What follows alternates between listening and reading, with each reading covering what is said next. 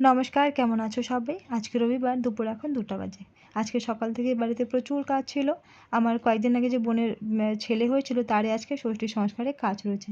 আর বাড়িতে ষষ্ঠী সংস্কার না করা পর্যন্ত আমরা পূজা অর্চনা করি না। তো আজকে থেকেই পূজা শুরু করব। কয়েকদিন ধরে পূজা করিনি, যার জন্য ঠাকুরগুলোর উপরে খুব ধুলো জমে গেছে। তো ভাবছি আজকে একটু ভালো করে পরিষ্কার করে নিই। আর বোন ওদিকে রান্না বসিয়ে দিয়েছে, তাই রান্নাঘরে আর কোনো কাজ নেই আমার। তো ভাবছি যেহেতু সময় রয়েছে তাহলে ঠাকুরগুলোকে ভালো করে পরিষ্কার করে নিই। এখানে রাধাকৃষ্ণ ঠাকুর রয়েছে, এখানে বজরংবলী রয়েছে, আর এই যে ছোট্ট একটা শিব ঠাকুর রয়েছে, আর একটা ছোট্ট গণেশ ঠাকুর রয়েছে। পরিষ্কার করে পুজো করে তারপরে যাব রান্নাঘরে। এই যে ছোট্ট গণেশ ঠাকুর পরিষ্কার প্রায় হয়ে গেছে। মাঝে মধ্যেই আমি এভাবে ঠাকুর পরিষ্কার করে থাকি, কিন্তু আজকে মনে হচ্ছে একটু বেশিই পরিষ্কার হয়ে গেছে। খুব চকচক করছে, দেখতে খুব ভালো লাগছে, মনটা একেবারে ভরে গেল। তো এখন আমি পুজো দিতে বসেছি, আর বাবু ততক্ষণে ঘুমিয়েছিল। যেই আমি পুজো দেওয়া শুরু করেছি ও উঠে পড়েছে। তো ওকে কোলে নিয়ে আমি এখানে পুজো দেওয়া শুরু করলাম।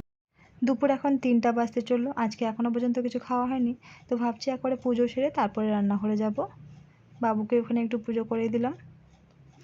পুজো আমাদের হয়ে গেছে, এখন যাচ্ছি একটু রান্নাঘরে, দেখি কি রান্না হয়েছে।